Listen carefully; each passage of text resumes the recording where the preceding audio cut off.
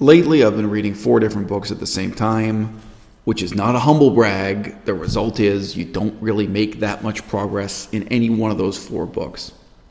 One of them is this tome from Bernie Sanders, the book he wrote to help get himself elected. Oh, there's the dust jacket. Our Revolution. And I've been talking to a lot of people who describe themselves as socialists. I've been talking to a lot of people who describe themselves as communists.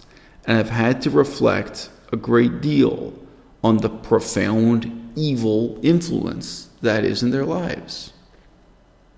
I've had a lot of videos here talking about socialism, what it means in principle, what it means in theory, what it means in practice. But psychologically and ethically, the belief in socialism these people have, I would not hesitate to say that its influence in their life is evil. Give you an example real quick. I had this same conversation repeatedly the past couple of weeks. Talk to someone who admits that yes, communist dictatorships killed millions of people. Yes, communist dictatorships, were economic failures, not just in the sense of underperforming, but also of having, mass starvation at various times, this kind of thing. To say they were underperforming would be an understatement. But then they basically say to me, don't throw the baby out with the bathwater. And when one guy said that to me literally, those are the actual words he used. He said, you know what that reminds me of? I said to him, you reminded me of an incident decades ago at a Green Party event. This is the Ecological Party in Canada, which is a farce, Green Party of Canada. And this woman walks up to me and starts talking to me. And she's not like wearing a swastika or anything. But as this conversation goes on, it becomes clear that she is literally a Nazi. I was a lot younger, but also I just do not go to a Green Party event and expect to run into a real living, breathing Nazi face to face. But they're out there. They're not just trolls on the internet, okay? All right. And this woman is telling me with absolutely no irony and no punchline how she has a really high opinion of the forestry policy and the farming policies of Adolf Hitler. I said to this guy in this conversation now, I was like, you know what? I don't care what you tell me about farming and forestry under the Third Reich. I'm going to go ahead and throw the baby out with the bathwater on that one. Like, you know what? I've never read anything about it. I have never read anything good or bad about like timber production and what Adolf Hitler said. I just don't know.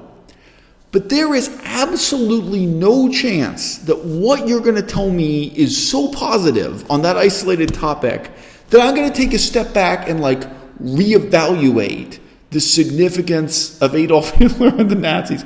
No, I'm not going to say anything positive about that period of history in Germany because of this anecdote you're presenting with. But there's something else going on here.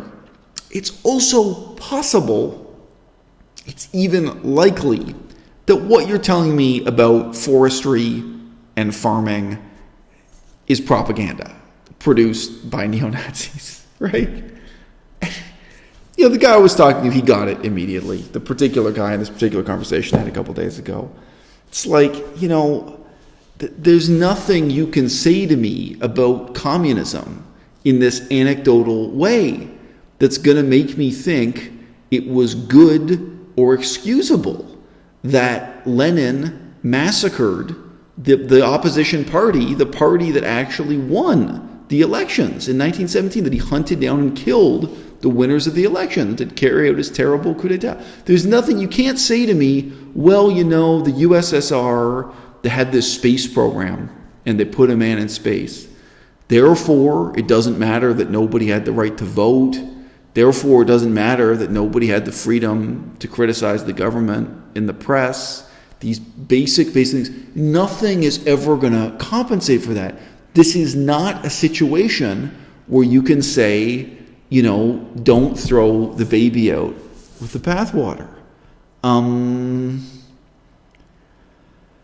what I see happening on the internet again and again is that socialism, and socialism need not be evil, for example, as Bernie Sanders defined it. It need not necessarily be evil.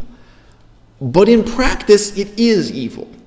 Because what the commies do, what the far left does right now in 2019, is they present socialism as one step, one stage on the development towards communism.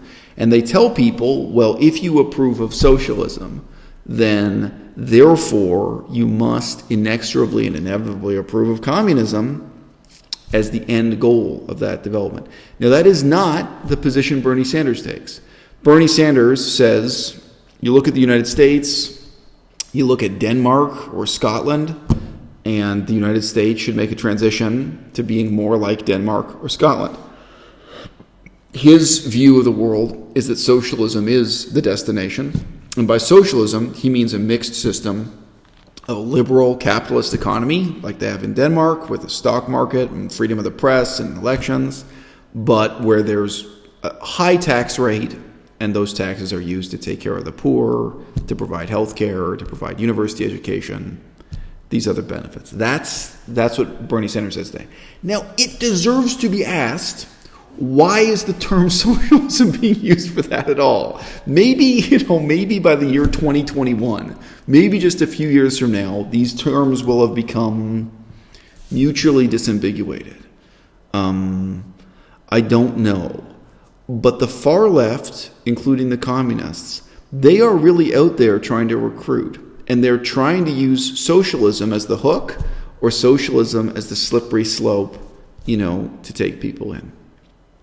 And I've got to tell you, reading Bernie Sanders' book, I respect him less than I did before reading the book. The economic wisdom of Bernie Sanders boils down to him saying, "Make America great again." It boils down to Bernie Sanders literally pointing at Detroit and saying, look at what a great industrial powerhouse Detroit used to be, and how great that manufacturing base was for the poor and the middle class, and talks about one of those. And if you want to revive the car industry in Detroit, you're not going to have to invent a more efficient battery for electric vehicles. You're going to have to invent a time machine, okay? You're going to have to travel back in time to the post-World War II period when Japan was devastated by aerial bombardment and when Europe was devastated by aerial bombardment. And therefore, those two places could not compete with the United States of America in manufacturing cars and washing machines and all those things around the world. Because guess what? The conditions under which, Detroit became this manufacturing hub that dominated the whole world, those conditions were created by the devastation of World War II. They were not sustainable. They could not possibly be recreated today. And, there were a few other places that also manufacture cars you might have heard of, like China. It's not just Europe and Japan that you'd have to compete with now. There are so many reasons. Let's not even get into Mexico and so on. There are so many reasons why the economic miracle of the post-war 1950s economy cannot possibly happen in America again today. But that seems to be the only promise, the only hope for the future Bernie Sanders has to offer, is this wistful memory, looking back. So this experience, in the last few months of both reading about contemporary socialism, reading the perspective of Bernie Sanders, and speaking directly to socialists and communists, it's not that it's changed my understanding of socialism kind of on a chalkboard in principle. It's changed my understanding of psychologically the way the belief in socialism interacts with the human ego in the 21st century, when so many people get involved in this process of sharpening the knives of their ideology in little echo chambers on the internet. And that's kind of where I've been challenging people. I've been talking to people by voice chat on Discord in these groups where it's a whole group of left-wing people just repeating things that are factually false. And in almost all cases, they can be disproven with a quick Google search. Whether it's claims about the American economy and poverty and unemployment in the United States. It's like, wait. When was the last time you actually looked at a chart of what unemployment looks like in the United States in like the last 20 years? Like, what are you talking about?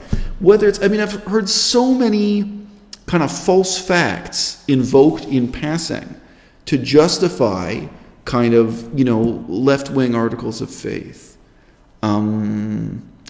But I think the most fundamental absurdity of all is this idea of moderation being used to justify radicalism.